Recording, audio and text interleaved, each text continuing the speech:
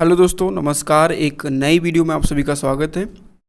आज की इस वीडियो में हम देखने वाले हैं, जैसा कि आपको पता है कि आज से कुछ दिन पहले हमने बीए सेमेस्टर 1 वालों के लिए बीए, बीएससी, बीकॉम, आप कोई भी कोर्स कर रहे हो, चाहे आप बीए कर रहे हो, चाहे बीएससी कर रहे हो, चाहे बीकॉम कर रहे हो, तो उनके जो आपका जो फर्स्ट सेमेस्टर है, फर्स्ट सेमेस्टर में आपको पता होगा कि आपका जो को करिकुलर सब्जेक्ट है उसमें उसका जो पेपर का टाइटल है वो है भोजन, पोषण और स्वच्छता, फूड, न्यूट्रिशन एंड हाइजीन। तो इसके लिए हमने जो प्रीवियस ईयर क्वेश्चंस की और जो इम्पोर्टेंट क्वेश्चंस आपके पेपर में बन सकते हैं उनकी सीरीज हमने स्टार्ट करी थी, और हमने कहा था कि आपको 500 क्वेश्चंस देंगे, इसी में से आपका पूरा पेपर आना है। तो पहला वीडियो तो हमने अपलोड कर दिया था जिसमें हमने 50 क्वेश्चंस को आपको करवा दिए थे, और प्रत्येक क्लासेस में हर वीडियो में हम आपको 50 क्वेश्चंस दे रहे हैं। इस तरीके से 10 क्लासेस में 50 क्वेश्चंस करेंगे तो हमारे 500 क्वेश्चंस जो हैं वो कंप्लीट हो जाएंगे। तो ये पेपर आपका अनिवार्य प्रश्न पत्र है, तो इसको आप लोग ध्यान से पढ़िए। बस इस पूरी सीरीज को आप कंप्लीट कर लीजिए, आपका पेपर बहुत अच्छा जाएगा। ठीक है, क्योंकि इसमें हमने सिलेबस का जितना भी आपका सिलेबस है, हर एक चैप्टर को इसमें हमने शामिल किया है। इस सीरीज में जो भी प्रीवियस ईयर में क्वेश्चन पूछे गए हैं उन सभी क्वेश्चंस को भी शामिल किया है, और उनसे जो क्वेश्चंस बन सकते हैं उन क्वेश्चंस को भी हमने इसमें इंक्लूड किया है। ठीक है, तो आज ये हमारी दूसरी क्लास है, तो चलिए वीडियो को शुरू करते हैं। पहली क्लास यदि आपने नहीं देखी तो ज़रूर देख लीजिए। आज ये हमारी दूसरी क्लास है जिसमें हम 51 नंबर क्वेश्चन से चलने वाले हैं। तो मुझे उम्मीद है कि आपको ये क्लास पूरी अच्छी लगेगी और आपको समझाने का पूरा प्रयास रहेगा, और बहुत अच्छी तरीके से हम इस क्लास को करने वाले हैं। चलिए शुरू करते हैं। जैसा कि हमने कहा कि 50 क्वेश्चंस को हमने पहले वीडियो में करवा दिया है, इसमें हम 51 से चलने वाले हैं। इस वीडियो का जो हमारा पहला क्वेश्चन है वो है, मोटापे का क्या कारण है? The cause of obesity is. वसा है, वंशानुक्रम है, कम शारीरिक काम है, या फिर ये सभी है। तो देखो, यदि वसा के कारण भी मोटापा हमारा बढ़ जाता है। ठीक है, जब वसा की मात्रा हमारी बॉडी में बढ़ जाती है तो हमारा क्या होता है? मोटापा बढ़ जाता है। वसा को इंग्लिश में क्या बोलते हैं? फैट। वंशानुक्रम भी होता है, कई बार कुछ लोग का मतलब ये जेनेटिक होता है, वंशानुक्रम होता है। जैसा मान लो उनके फादर मोटे हैं तो उनका बच्चा भी मोटा ही होता है। कम शारीरिक काम, यदि आप शारीरिक काम बहुत कम कर रहे हैं, व्यायाम नहीं कर रहे, आप सारा दिन बैठे रहते हैं, तो इसकी वजह से भी आपका मोटापा बढ़ सकता है। तो सिंपल सा क्वेश्चन था, सही जवाब क्या हो जाएगा? ऑप्शन नंबर डी, ये सभी। नेक्स्ट क्वेश्चन देखो, 52 नंबर क्वेश्चन है, कब्ज का प्रकार है। आपको बताना है कि कब्ज का प्रकार है। ऑप्शन नंबर ए है मरोड़ वाला कब्ज, ऑप्शन नंबर बी आपके पास है मनोवैज्ञानिक कब्ज, निरंतर मल बहना, या फिर सामाजिक कब्ज। तो सही जवाब क्या हो जाएगा? ऑप्शन नंबर ए, मरोड़ वाला कब्ज। ये एक कब्ज का प्रकार है, तो ऑप्शन नंबर फर्स्ट हो जाएगा हमारा राइट आंसर। चलिए बढ़ते हैं नेक्स्ट क्वेश्चन पे। हमारा नेक्स्ट क्वेश्चन है, आपको बताना है कि एक स्वस्थ समान व्यक्ति के शरीर का तापमान कितना होता है। तो बहुत ट्रेंड में रहता है ये क्वेश्चन, लगभग बहुत बार आपने पढ़ा भी होगा। तो सही जवाब क्या हो जाएगा? देखो, इसमें दो कंडीशन है, कई बार आपसे सेल्सियस में पूछता है, डिग्री सेल्सियस में, कई बार आपसे डिग्री फ़ारेनहाइट में पूछता है। तो जब आपसे डिग्री सेल्सियस में पूछेगा तो आपको बताना है 37 डिग्री सेल्सियस होता है एक स्वस्थ व्यक्ति के शरीर का टेम्परेचर। ठीक है, यदि आपसे फ़ारेनहाइट में पूछेगा तो आपको बताना है 98.44 फ़ारेनहाइट, कहीं पर आपको 98.5 भी मिल जाएगा। तो बेसिकली आपको याद रखना कि 98.44 लगभग होता है फ़ारेनहाइट में। सही जवाब क्या हो जाएगा? ऑप्शन नंबर 2 या फिर ऑप्शन नंबर बी बोल सकते हैं। नेक्स्ट क्वेश्चन है हमारा, और 54 नंबर है, ज्वर नियंत्रण के बाद में निम्न में से कौन सा आहार नहीं लेना चाहिए? जैसे कि अभी आपको फीवर हुआ था मान लो, और अभी फीवर से आपने रिकवर किया है, आप बाहर आए हुए हैं और अभी कंट्रोल हुआ है फीवर में, तो आपको कैसा भोजन नहीं खाना चाहिए? क्वेश्चन ये आपसे पूछ रहा है। ऑप्शन नंबर ए है रोटी नहीं खाना चाहिए, ऑप्शन नंबर बी है दलिया, और नेक्स्ट ऑप्शन आपका है फल या फिर दूध। तो देखो, दूध या दूध से बना कोई भी पदार्थ, या फिर आपको ऐसा पदार्थ जो नियंत्रण के बाद, अभी आपका फीवर कंट्रोल हुआ है उसके बाद, ऐसा कोई भी पदार्थ आपको नहीं खाना चाहिए जो आपके शरीर में गर्मी पैदा करे।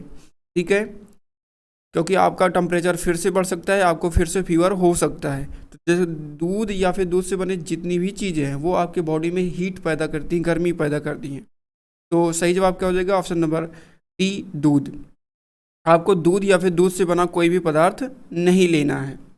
चलिए, मुझे उम्मीद है कि आपको समझ में आ गया होगा। बाकी इंग्लिश में भी यहाँ पर क्वेश्चन लिखा हुआ है, आप लोग पढ़ लीजिए। Which of the following food should not be given after fever control, तो सही जवाब क्या है? मिल्क।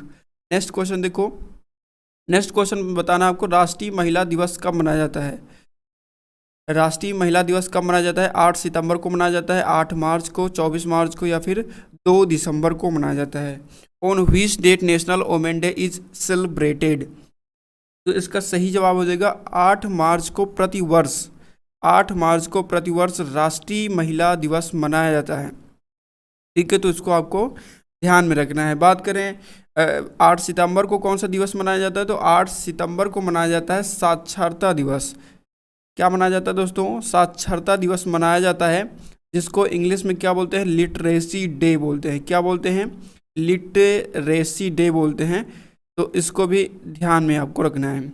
बात करें 24 मार्च को, तो 24 मार्च को सभी को पता होगा कि विश्व क्षय रोग दिवस, विश्व क्षय रोग दिवस मनाया जाता है, जिसको कहते हैं शॉर्ट फॉर्म में टीबी। क्या कहते हैं? टीबी। तो ये मनाया जाता है। 2 दिसंबर को राष्ट्रीय प्रदूषण रोकथाम दिवस मनाया जाता है, ये आपको ध्यान में रखना है।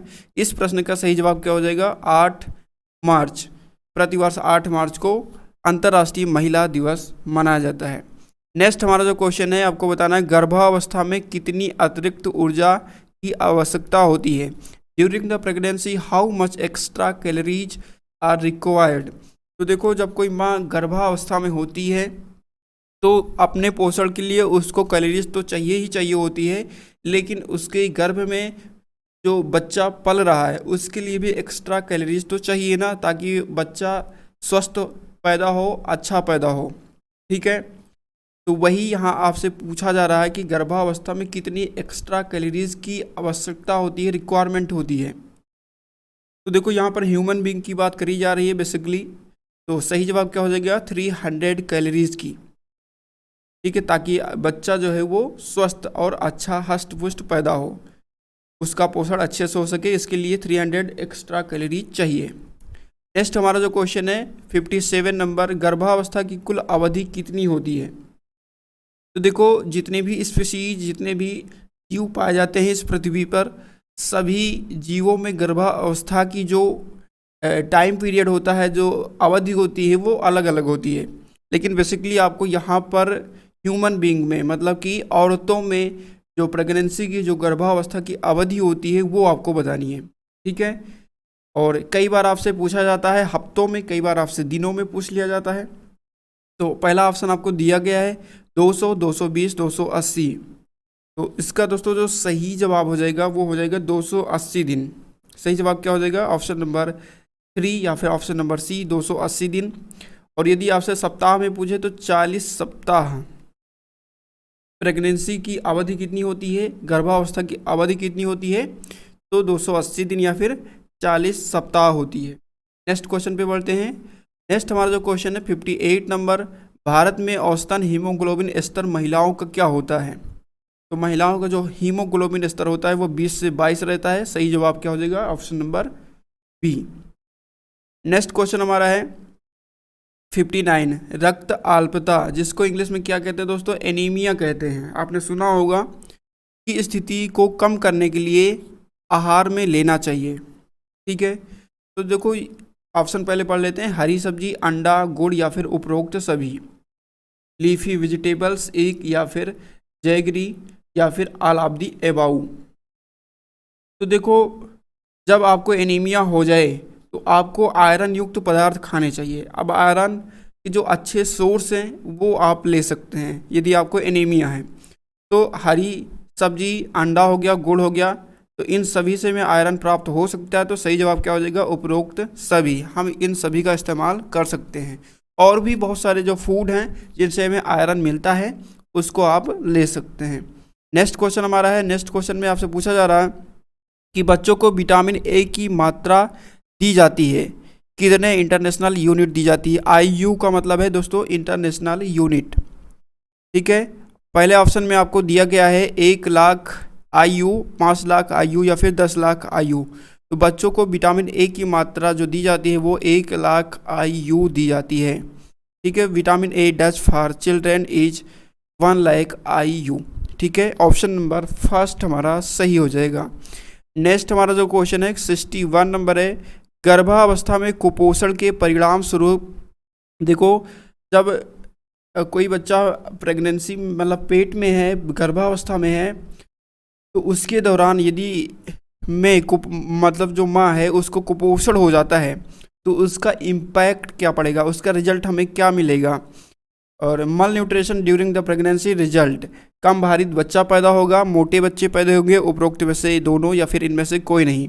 LBW का मतलब क्या होता है, लो बर्थ वेट, और कई बार शॉर्ट फॉर्म में आपको दे दिया जाता है, तो इसका मतलब क्या है, low birth weight, BIRTH weight, ठीक है। ये आपको ध्यान में रखना है। देखो, जब कोई माँ यदि कुपोषित है तो उसका जो बच्चा होगा वो कम भारित पैदा होगा, मतलब कि लो बर्थ वेट रहेगा बेबीज, ठीक है। तो ऑप्शन नंबर हमारा फर्स्ट हो जाएगा सही जवाब, ठीक है। चलिए भाई बढ़ते हैं नेक्स्ट क्वेश्चन पे। हमारा नेक्स्ट क्वेश्चन जो है 62 नंबर क्वेश्चन। दोस्तों, मुझे उम्मीद है कि आपको ये क्लास अच्छी लग रही होगी। बहुत मेहनत करी आप लोगों के लिए, हिंदी और इंग्लिश दोनों में टाइप किया, क्योंकि पिछली बार हमने इन्वायरमेंटल स्टडीज़ की सीरीज चलाई थी, तो उसमें बहुत सारे लोगों की डिमांड आई कि सर हिंदी और इंग्लिश दोनों में क्वेश्चन टाइप किया करिए। तो इस बार हमने डबल मेहनत करी है, समझ लो जितना टाइप है, क्योंकि 2 बार टाइप करना, वही क्वेश्चन को हिंदी में उसी क्वेश्चन को इंग्लिश में, तो इसमें टाइम ज़्यादा कंज्यूम होता है। तो मुझे उम्मीद है कि हमारी मेहनत आपको अच्छी लगेगी, आपको वीडियो पसंद आएगा। तो एक प्यारा सा लाइक ज़रूर करिएगा और अपने दोस्तों के साथ ज़रूर शेयर करिएगा।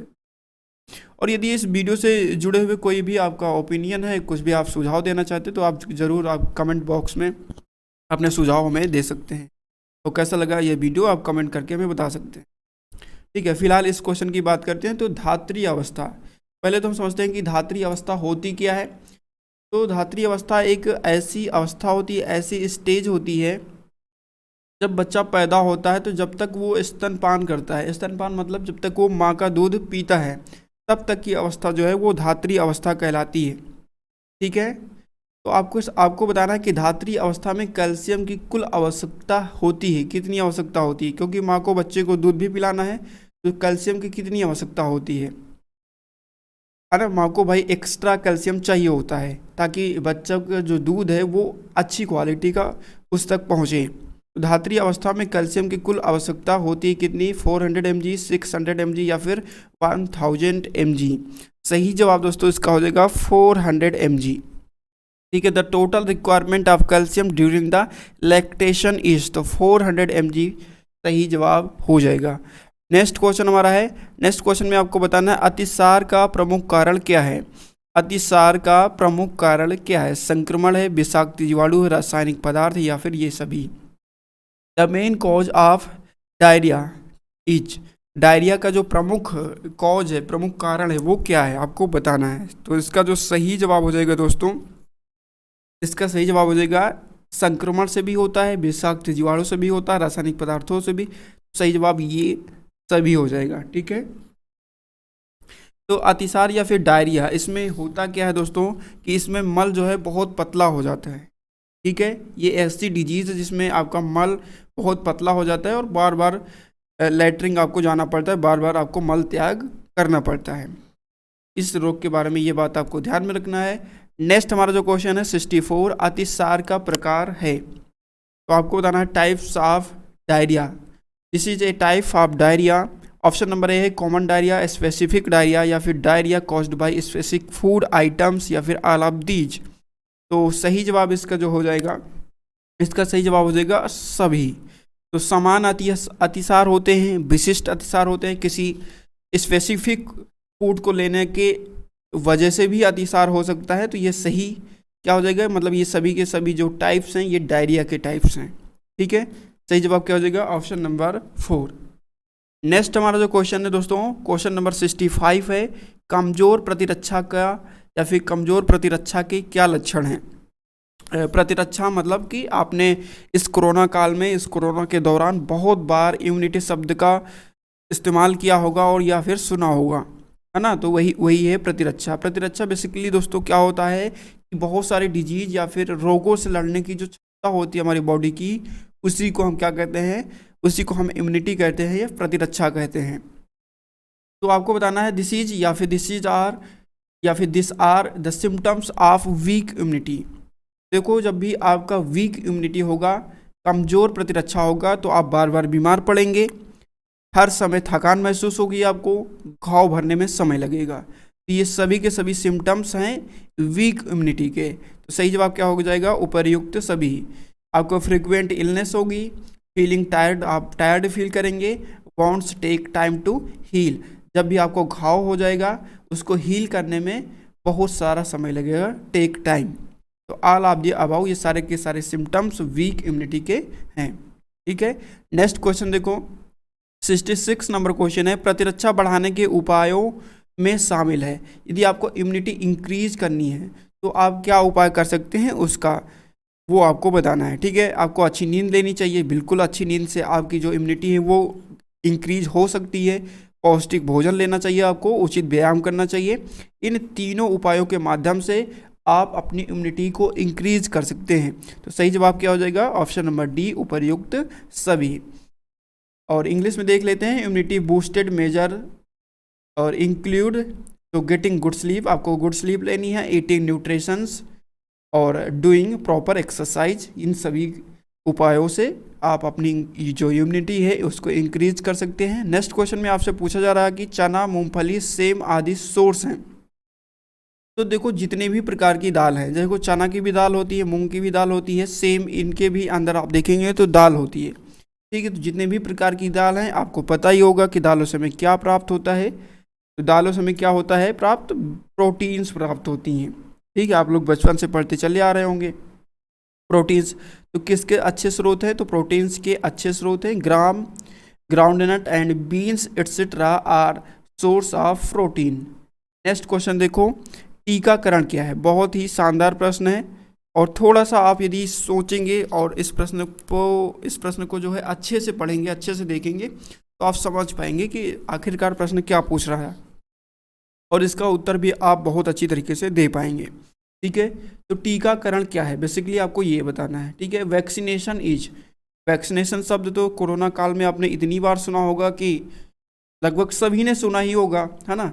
वैक्सीनेशन, कितनी लार्ज अमाउंट में वैक्सीनेशन हुआ है इस कोरोना काल में।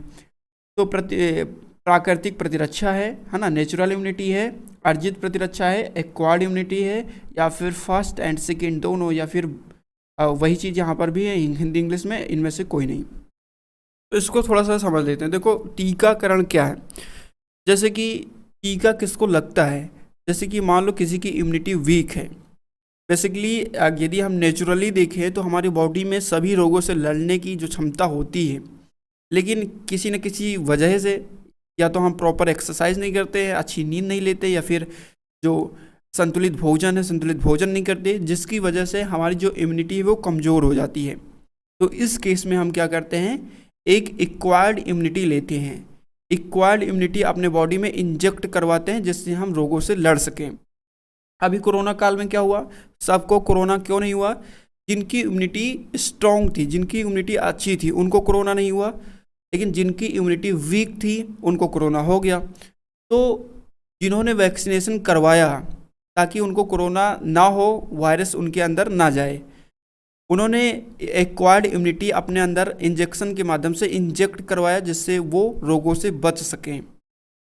ठीक है, मुझे उम्मीद है कि आपको समझ में आ गया होगा कि टीकाकरण क्या है। बेसिकली ये एक्वायर्ड इम्यूनिटी होती हैं जो हमारी बॉडी में इंजेक्ट करी जाती हैं, ताकि हमारी जो रोगों हम जो है रोगों से लड़ सकें, किसी स्पेसिफिक रोगों से लड़ सकें। कि जो एक्वायर्ड इम्यूनिटी होती हैं स्पेसिफिक होती हैं, किसी विशेष डिजीज़ को टारगेट करती हैं, किसी विशेष वायरस को टारगेट करती हैं। ठीक है, तो मुझे उम्मीद है कि आपको ये समझ में आ गया होगा। टीकाकरण क्या है, तो ये एक्वायर्ड इम्यूनिटी होती हैं, अर्जित प्रतिरक्षा होती हैं। नेक्स्ट क्वेश्चन देखो, आपको बताना कि 6 माह के बच्चे तक को दिया जाना आवश्यक है। तो बेसिकली सिंपल सा क्वेश्चन है कि 6 माह तक के बच्चे को माँ का दूध ही पिलाना चाहिए, यही बेस्ट होता है। What is the necessary for the child up to age of 6 month, तो मदर्स मिल्क। नेक्स्ट क्वेश्चन देखो, खसरा किस प्रकार का रोग है? खसरा किस प्रकार का रोग है? जीवाणु जनित है, विषाणु जनित है, कृमि जनित है, या फिर उपर्युक्त में से कोई नहीं? जनित का मतलब बेसिकली किससे होता है ये आपको बताना है। तो इसका जो सही जवाब हो जाएगा दोस्तों, देखो खसरा की बात करें तो खसरा जो है ये विषाणु जनित होता है। ठीक है, खसरा जो है ये विषाणु जनित होता है। बेसिकली यहाँ पर आपको ये समझना है कि यदि हम जितने भी डिजीज़ हैं उनको क्लासीफाई करें तो कुछ इसको कैटेगरीज में हम क्लासीफाई कर सकते हैं। जैसे कुछ ऐसे रोग होते हैं जो कि विषाणु जनित होते हैं। ठीक है, कुछ ऐसे रोग हैं जो बैक्टीरिया के वजह से होते हैं। ठीक है, बैक्टीरिया की वजह से होते हैं। और कुछ ऐसे हैं जो प्रोटोजोआ के कारण होते हैं। किसके कारण होते हैं? प्रोटोजोआ के कारण होते हैं। तो इन सभी को आपको ध्यान में रखना है। मैं अभी बता रहा हूँ आपको कि कौन कौन से जो हैं डिजीज हो सकते हैं, उनको आपको ध्यान में रखना है। और कवक के कारण। ठीक है, तो ये 4 कैटेगरी में हम क्लासीफाई कर सकते हैं। तो विषाणु के कारण जो रोग होते हैं, जैसे चेचक हो गया, ठीक है, ये विषाणु की वजह से होता है। खसरा हो गया, ठीक है, एड्स हो गया, ठीक है, एड्स हो गया। और ये सभी रोग किसकी वजह से होते हैं दोस्तों? तो ये विषाणु की वजह से होते हैं। बैक्टीरिया की वजह से यदि हम बात करें तो जैसे हैजा हो गया, टाइफाइड हो गया, ठीक है, टाइफाइड हो गया, कुष्ठ रोग हो गया, ठीक है, कुष्ठ रोग। तो ये सभी के सभी बैक्टीरिया की वजह से होते हैं। प्रोटोजोआ की बात करें तो मलेरिया जो है ये प्रोटोजोआ की वजह से होता है, मलेरिया। ठीक है, मलेरिया प्रोटोजोआ की वजह से होता है। और कवक की वजह से जैसे एथलीट फूट, दाद, जैसे दाद आपने देखा ना, या दाद मतलब जानते ही होंगे दाद क्या होता है, अब इसको एक्सप्लेन करने की ज़रूरत नहीं है। तो दाद जो होता है ये कवक की वजह से होता है। तो बेसिकली आपसे ये पूछा जा रहा था कि ये खसरा जो है किसकी वजह से होता है, तो हमने बताया विषाणु की वजह से होता है। सही जवाब क्या हो जाएगा? Virus generated. ठीक है, ये वायरस, विषाणु को इंग्लिश में क्या बोलते हैं? वायरस बोलते हैं। और जीवाणु को बोलते हैं बैक्टीरिया। ठीक है, चलिए नेक्स्ट क्वेश्चन पे बढ़ते हैं। नेक्स्ट हमारा जो क्वेश्चन है, हेपेटाइटिस रोग में प्रभावित होता है। जो हेपेटाइटिस है ये किसको इफेक्ट करता है, किसको प्रभावित करता है? ठीक है, आपको ये बताना है। तो सही जवाब हो जाएगा हमारा लीवर। ये लीवर या फिर यकृत को प्रभावित करता है। नेक्स्ट क्वेश्चन देखो। नेक्स्ट हमारा जो क्वेश्चन है, चेचक किस प्रकार का संक्रामक रोग है? तो अभी हमने आपको बताया कि चेचक जो है ये एक विषाणु जनित वायरस जनरेटेड रोग है। तो ऑप्शन नंबर हमारा 2 हो जाएगा सही जवाब। ठीक है, चलिए नेक्स्ट क्वेश्चन देखते हैं। नेक्स्ट हमारा जो क्वेश्चन है 73 नंबर, जल शरीर के तापमान को क्या करता है? Water does to body temperature? नियंत्रित करता है, गर्म करता है, नष्ट करता है या फिर बढ़ाता है? तो देखो जो जल होता है ये शरीर के तापमान को क्या करता है? मेंटेन करता है ना, नियंत्रित करता है। सही जवाब क्या हो जाएगा? फर्स्ट ऑप्शन इसका हो जाएगा बिल्कुल सही जवाब। चलिए नेक्स्ट क्वेश्चन बताना है आपको, बहुत ट्रेंड में रहता है, आपने कई बार पढ़ा होगा कि चाय में क्या पाया जाता है? You can find these in T. क्या पाया जाता है? थियोफाइलिन पाया जाता है, या फिर कैफीन पाया जाता है, या फिर टेनिक एसिड पाया जाता है। सभी को पता होगा, कई बार आपने पढ़ा होगा कि कैफीन जो होता है ये चाय में पाया जाता है। ये एक विभ्रमक एलिमेंट होता, पदार्थ होता है ना। विभ्रमक पदार्थ क्या होते हैं पता होगा आपको। चलिए बढ़ते हैं नेक्स्ट क्वेश्चन पे। हमारा 75 नंबर क्वेश्चन है, डिप्थीरिया किस प्रकार का रोग है? Which type of disease is diphtheria? जीवाणु जनित है, मतलब कि बैक्टीरिया जनरेटेड, या फिर वायरस जनरेटेड, या फिर कृमि जनित? तो इसका सही जवाब होगा जीवाणु जनित। डिप्थीरिया जो है ये एक जीवाणु जनित रोग है, ये आपको ध्यान में रखना है, बैक्टीरिया जनरेटेड। नेक्स्ट क्वेश्चन हमारा है 76, हमारे शरीर को पोषित करता है भोजन, रोग, भुखमरी, कीटाणु? तो बेसिकली ये कॉमन सेंस वाला क्वेश्चन है। कीटाणु हमारे शरीर को क्या पोषित करते हैं? नहीं, भुखमरी भी नहीं, रोग भी नहीं। सही जवाब क्या हो जाएगा? भोजन। ठीक है, तो ऐसे क्वेश्चन आपके पेपर में पूछे जाते हैं, लेकिन आपको ध्यान में ये रखना है, अगर अच्छे नंबर लाने हैं तो आपको पढ़ना ही पड़ेगा। कुछ क्वेश्चन मान लो 100 क्वेश्चन में से आपके 15 से 20 क्वेश्चन बहुत इजी पूछे जाएंगे, कुछ क्वेश्चन थोड़ा सा टफ होंगे, और 10 से 15 क्वेश्चन बहुत ज़्यादा टफ होंगे। ठीक है, तो ऐसा आपका पेपर रहता है। कुछ इजी भी मिलेंगे, कुछ टफ भी मिलेंगे, कुछ बहुत टफ मिलेंगे। तो यदि आप ये 500 क्वेश्चंस की सीरीज़ कंप्लीट कर लेते तो आपको पूरा पेपर बिल्कुल भी इजी लगेगा, बिल्कुल इजी लगेगा, एक भी क्वेश्चन बाहर से नहीं आएगा, क्योंकि काफ़ी रिसर्च करके उसी हिसाब से मेंटेन करके हम आपको लेकर चलेंगे। ठीक है, तो बिल्कुल आप निश्चिंत होकर आराम से पढ़िए। 77 नंबर में क्वेश्चन में आपको जो बताना है कि अपोषण की कितनी स्थितियां हो सकती हैं। ठीक है, अपोषण मतलब अपोषण एक ऐसी स्थिति जहां पर मतलब ये खतरनाक स्थिति होती है, और खतरनाक स्थिति तभी हो सकती है जब आपका पोषण जो है, आपका पोषण जो है ये या तो कम पोषण आप ले रहे हैं या आप ज़्यादा पोषण ले रहे हैं। तो अपोषण की कितनी स्थितियां हो सकती हैं, अल्प पोषण या फिर अति पोषण, जिसको हम जब पोषण ज़्यादा हो जाएगा तो उसको क्या कहेंगे दोस्तों, अति पोषण कहेंगे। तो अल्प पोषण और अति पोषण ये दो स्थितियां हो सकती हैं। सही जवाब क्या हो जाएगा, ऑप्शन नंबर फर्स्ट। ठीक है, अल्प पोषण को हम कहते हैं इंग्लिश में अंडर न्यूट्रिशन, क्या बोलते हैं, अंडर न्यूट्रिशन, और अति पोषण को कहते हैं ओवर न्यूट्रिशन। ठीक है, चलिए नेक्स्ट क्वेश्चन हमारा है 78 नंबर, मानव जीवन की प्राथमिक आवश्यकता क्या है। The primary needs to human life is, धूप है, भोजन है, नगर है, उपयुक्त सभी, सनशाइन, मिल्स, टाउन या फिर सभी। तो भाई देखो, धूप भी है, भोजन भी है, और हमें एक नगर भी चाहिए जिसमें हम निवास करें। ये सारी की सारी क्या है, प्राइमरी नीड्स ऑफ ह्यूमन है। ठीक है, ये चाहिए ही चाहिए, बिना इसके हम सर्वाइव नहीं कर सकते। नेक्स्ट हमारा जो क्वेश्चन है 79 नंबर, वह कौन सा पदार्थ है जो मानव शरीर का पोषण करता है, वसा, कैलोरीज, विटामिन या फिर उपर्युक्त सभी। तो 79 का सही जवाब हो जाएगा option number 4, all of the above. Fat हो गया, कैलोरीज हो गई, विटामिन हो गई, ये सभी के सभी क्या हैं, मानव शरीर का पोषण करते हैं।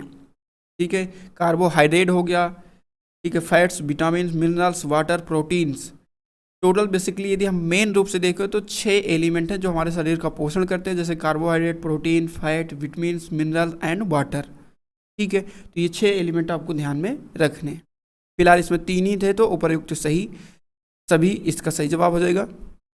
नेक्स्ट हमारा जो क्वेश्चन है 80 नंबर, पोषण की कितनी अवस्थाएं होती हैं। पोषण की कितनी अवस्थाएं होती हैं, स्टेजेज होती हैं। How many stages of nutrition are there. तो 5 अवस्थाएं होती है, 5 स्टेजेज होती हैं। ठीक है, नेक्स्ट हमारा जो क्वेश्चन है 81 नंबर, जब पोषण शरीर की आवश्यकता के अनुकूल होता है तो ऐसी स्थिति क्या कहलाती है। तो देखो, जब पोषण शरीर की आवश्यकता के अनुकूल हो तो उसको हम सुपोषण कहते हैं, लेकिन जब ये प्रतिकूल हो जाए, अनुकूल होने की बजाय क्या हो जाए दोस्तों, ये प्रतिकूल हो जाए, तो इसको हम क्या कहेंगे, कुपोषण कहेंगे।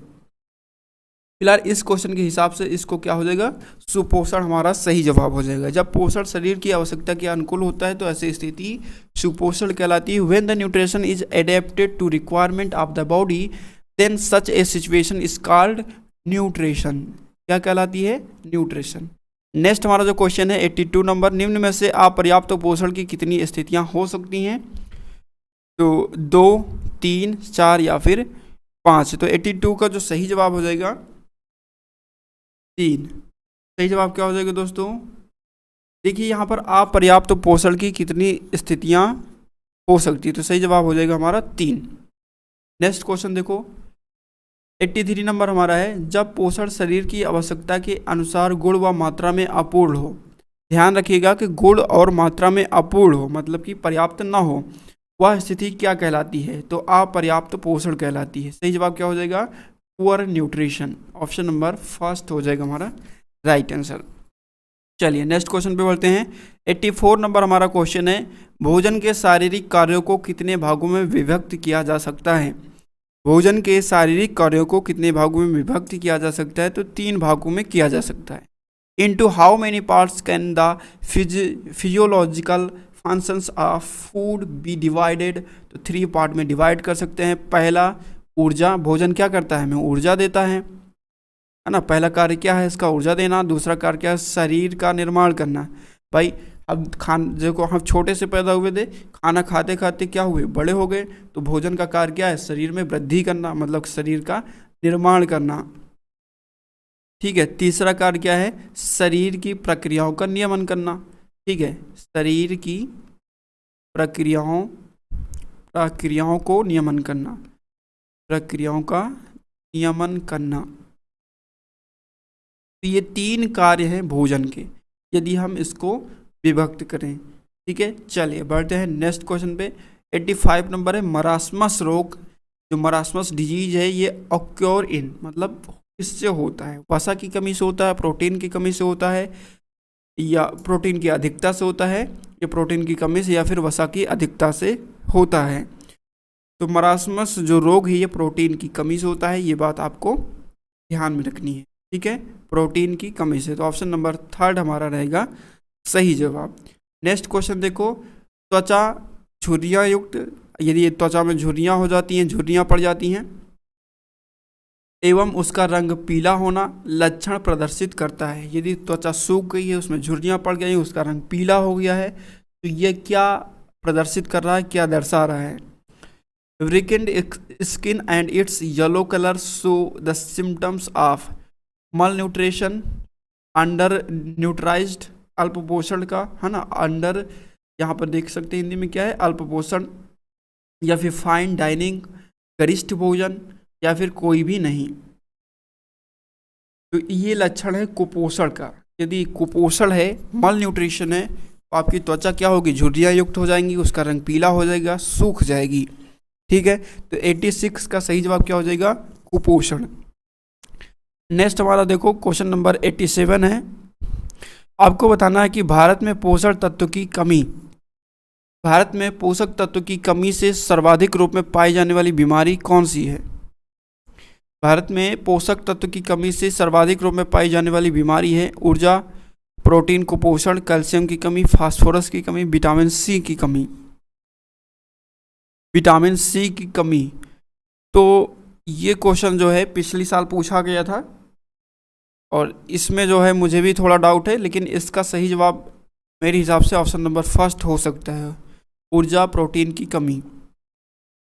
बाकी ये प्रीवियस ईयर में पूछा गया था 2022 में, बाकी ये पेंटिंग में इसको डाल देते हैं, आप लोग देख के बताइएगा इसका सही जवाब क्या हो जाएगा।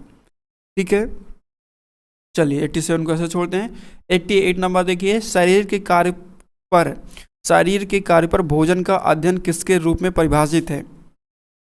ठीक है, आपको बेसिकली बताना है कि शरीर के कार्य पर भोजन का अध्ययन किसके रूप में परिभाषित है। तो बेसिकली किसके रूप में परिभाषित होगा आप बता सकते हैं, बहुत आसान है ये, 1 मिनट, लेकिन इसको अच्छे से आपको समझना होगा। यहाँ पर खाद्य विज्ञान, आपका मन क्या कर रहा होगा कि खाद्य विज्ञान सही होगा, लेकिन शरीर के कार्य पर भोजन का अध्ययन किसके रूप में परिभाषित है? इसका सही जवाब हो जाएगा पोषण के रूप में, न्यूट्रिशन के रूप में, है ना। फूड साइंस इसका सही जवाब नहीं होगा। The study of food on its action, यदि आपसे ये पूछा जाता कि फूड का जो स्टडी है वो क्या कहलाता है, तो खाद्य विज्ञान आप कह सकते थे, लेकिन आपसे क्या पूछा जा रहा कि the study of food on its action to in the body is defined as, तो ये न्यूट्रिशन कहलाएगा। ठीक है, मुझे उम्मीद है कि आपको ये क्वेश्चन समझ में आया होगा। 89 नंबर क्वेश्चन आपका है, एक ऐसा आहार जिसमें भोजन के सभी आवश्यक घटक, एक ऐसा आहार जिसमें भोजन के सभी आवश्यक घटक सही अनुपात में शामिल होते हैं, उसे कहा जाता है। ठीक है, तो भाई देखो, वसा युक्त आहार कहेंगे, गरिष्ठ आहार कहेंगे, संतुलित आहार कहेंगे, तो सही जवाब क्या हो जाएगा दोस्तों, ऑप्शन नंबर 3 संतुलित आहार। ठीक है, बैलेंस्ड डाइट।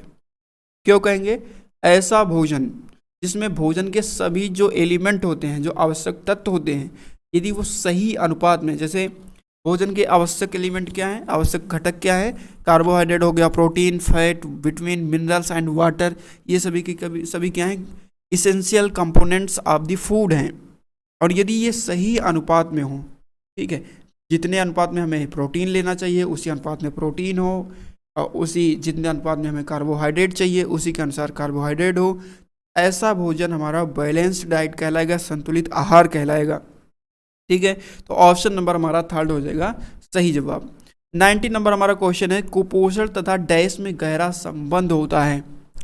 देखो कुपोषण कैसे होता है, कुपोषण यदि आप बहुत ज़्यादा चिंता करते हैं, कर्मठता करते हैं, प्रसन्नता रहते हैं, या फिर सुंदरता, तो एंजाइटी जो है, कहते हैं चिंता चिता के समान होती है, ये आपको नष्ट कर देगी। तो आपको चिंता नहीं करना चाहिए, कैसी भी आपकी परिस्थिति हो, आपको आराम से मेहनत करते रहना चाहिए, और विशेष रूप से फर्स्ट प्रायोरिटी आपको अपनी हेल्थ को देनी चाहिए। तो कुपोषण और चिंता जो है इनमें गहरा संबंध होता है। यदि आप चिंता करेंगे तो आप कुपोषण का शिकार हो सकते हैं। ठीक है, नेक्स्ट हमारा जो क्वेश्चन है 91 नंबर, नींबू में कौन सा विटामिन पाया जाता है? तो बहुत easy question, which vitamin is found in lemon? तो विटामिन सी जो है ये नींबू में प्रचुर मात्रा में पाया जाता है। ठीक है, तो 91 का सही जवाब क्या हो जाएगा? Vitamin C. नेक्स्ट क्वेश्चन हमारा है 92 नंबर, बुखार में व्यक्ति को दिया जाता है, क्या दिया जाता है भाई? कैलोरी युक्त भोजन दिया जाता है, वसा युक्त भोजन, अधिक तेल युक्त, या फिर गरिष्ठ भोजन? तो देखो, जब आपको बुखार है, फीवर है, तो आपको कैलोरी युक्त भोजन लेना चाहिए जिससे आपको एनर्जी अच्छे से मिल सके। ठीक है, फैट रिच नहीं, हाई ऑयली बिल्कुल नहीं, क्लासी बिल्कुल नहीं। नेक्स्ट क्वेश्चन देखो, और नेक्स्ट हमारा जो क्वेश्चन है 93 नंबर क्वेश्चन, कुपोषण के लिए इनमें से क्या उत्तरदायी है? निर्धनता, अशिक्षा, मिलावट? सही जवाब है ये कि सभी के सभी। भाई निर्धनता भी एक कुपोषण के लिए उत्तरदायी फैक्टर है। ठीक है, अशिक्षा भी उत्तरदायी फैक्टर है। और यदि आपको पता ही नहीं है कि आपको क्या खाना है, कैसे खाना है, कब खाना है, तो आप कुपोषण का शिकार हो जाएंगे। यदि आप शिक्षित रहेंगे, आप अच्छे से food nutrition and hygiene first semester BA में पढ़े रहेंगे, बीएससी में पढ़े रहेंगे, बीकॉम में पढ़े रहेंगे, जो भी आपका स्ट्रीम है, आप यदि ये पेपर अच्छे से पढ़े रहेंगे तो आपको ये आइडिया होगा कि हमें कितना भोजन लेना है, कितनी न्यूट्रिशंस लेनी है। ठीक है, कार्बोहाइड्रेट किस अनुपात में लेना है, प्रोटीन किस अनुपात में चाहिए, फैट किस अनुपात में, विटामिन कितनी चाहिए, तो ये आपको पता होगा, है ना। किस चीज़ को खाएंगे तो क्या विटामिन, कौन सी विटामिन हमें प्राप्त होगी, किस विटामिन की कमी से हमें कौन सा डिजीज हो सकता है, ये सभी शिक्षा जो है अनिवार्य है। इसीलिए आपके फर्स्ट सेमेस्टर में ही ये पेपर दिया गया है। ठीक है, ताकि आप अपनी जो कॉलेज लाइफ है फर्स्ट सेमेस्टर में ये सारी चीज़ों को पढ़ सके और आगे की जो लाइफ है उसमें इसको इम्प्लीमेंट कर सके। ठीक है, तो इस शिक्षा का मतलब है कि आप अच्छे से उसको समझें और अपने जीवन में उसको इम्प्लीमेंट करें, उसका इम्प्लीमेंट करें, है ना। तो नंबर ला लेना, ये यहाँ तक ये बहुत संकुचित दायरा हो जाता है कि सिर्फ पढ़ के नंबर ला लेना, उसको जब तक जीवन पे इम्प्लीमेंट नहीं कर सकते, क्योंकि नंबर आपका कहाँ तक साथ देगा, है ना। लेकिन यदि आप उसको जीवन में लाते हैं तो आपको आजीवन ये साथ देता रहेगा आपको। तो बेसिकली इस पर कुछ ज़्यादा ही लेक्चर हो गया, लेकिन ये सारी चीज़ें आपके ही लिए थी। मिलावट जो है ये भी जो है कुपोषण का एक फैक्टर है, कुपोषण के लिए उत्तरदायी है। तो सही जवाब क्या हो जाएगा? 4 नंबर। 94 नंबर में आपसे कहा जा रहा है कि रोगी को अधिकतर किस प्रकार का आहार दिया जाता है? शक्ति या क्षमता युक्त दिया जाता है, वसा युक्त, अत्यधिक मसालेदार, या फिर उपर्युक्त सभी? रोगी को अधिकतर किस प्रकार का आहार दिया जाता है? तो सही जवाब है शक्ति या क्षमता युक्त भोजन। ऑप्शन नंबर फर्स्ट हमारा हो जाएगा सही जवाब। नेक्स्ट क्वेश्चन देखो, नेक्स्ट क्वेश्चन में आपको बताना है कि शरीर को स्वस्थ रखने के लिए आवश्यक होता है प्रोटीन, कार्बोज, वसा, संतुलित आहार। तो देखो हमारा शरीर जो है वो स्वस्थ रहे, इसके लिए ये इम्पोर्टेंट है कि हम संतुलित आहार लें। To keep the body healthy it is necessary. क्या नेसेसरी है? बैलेंस्ड डाइट है। ठीक है, नेक्स्ट क्वेश्चन देखो, नेक्स्ट हमारा जो क्वेश्चन है 96 नंबर, शारीरिक श्रम करने वाले एक व्यक्ति को कितनी कैलोरीज की आवश्यकता होती है? How many calories does a person doing physical labour require? तो जो शारीरिक व्यायाम करते हैं उनको लगभग 3600 कैलोरीज की रिक्वायरमेंट होती है। ऑप्शन नंबर हमारा 2 रहेगा सही जवाब। किस आहार को संपूर्ण कह सकते हैं? तो संतुलित आहार को हम संपूर्ण आहार कह सकते हैं। ठीक है, संतुलित आहार को क्या कह सकते हैं? हम संपूर्ण आहार कह सकते हैं। ठीक है, 97 का 4 ऑप्शन सही रहेगा। संतुलित आहार क्या है? जिसमें उचित खाद्य पदार्थों का समावेश हो, जिसमें सभी पोषक तत्वों की उचित मात्रा व अनुपात हो, सुपाच्य, आकर्षक, रुचिकर हो, जिसमें उपर्युक्त सभी बातें हों। तो देखो ये संतुलित आहार के बारे में आप पहले थोड़ा समझ लीजिए। संतुलित आहार ऐसा आहार होता है जिसमें सभी खाद्य पदार्थों, जितने भी उचित खाद्य पदार्थ हैं उनका समावेश हो, मतलब कि वो उसमें कंटेंट के रूप में कंटेनिंग हो। ठीक है, मिले हों उसमें। ठीक है, आपके भोजन में क्या होना चाहिए? सभी उचित खाद्य पदार्थ होना चाहिए। इसके साथ साथ ये ध्यान में आपको रखना चाहिए कि उसमें सभी पोषक तत्व उचित मात्रा व अनुपात में हों।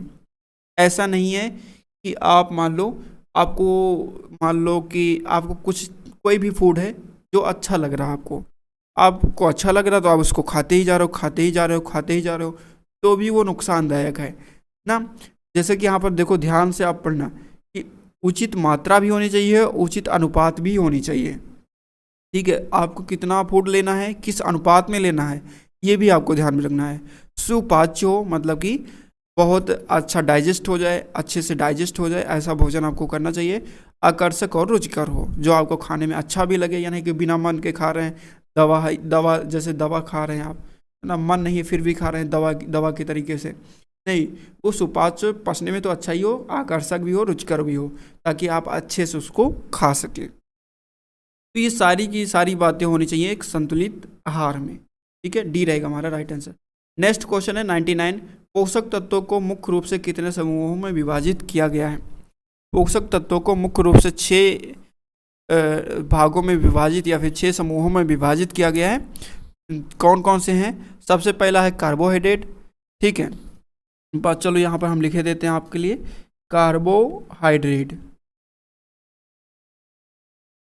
हाइड्रेट्स। ठीक है, दूसरा हो जाएगा हमारा प्रोटीन, अभी हमने आपको बताया भी था।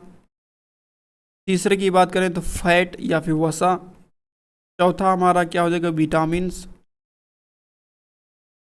ठीक है, पांचवे की बात करें तो मिनरल्स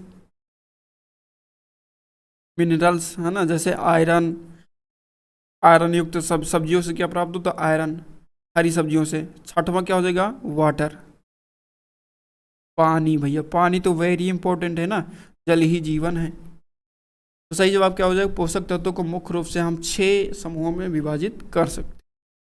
और ये हमारी वीडियो का, इस क्लास का लास्ट क्वेश्चन है 100 नंबर, और नेक्स्ट क्लास में हम लोग 101 नंबर क्वेश्चन से चलेंगे। ठीक है, इसमें हमारा 100 नंबर क्वेश्चन का सभी लोग आंसर देंगे, कोई गलत नहीं करेगा। वह कौन सा पदार्थ है जो मानव शरीर का पोषण करता है? तो भाई मानव शरीर का पोषण क्या करता है? भोजन करता है। सही जवाब क्या हो जाएगा? Option number D. तो मुझे उम्मीद है कि आपको ये क्लास अच्छी लगी होगी।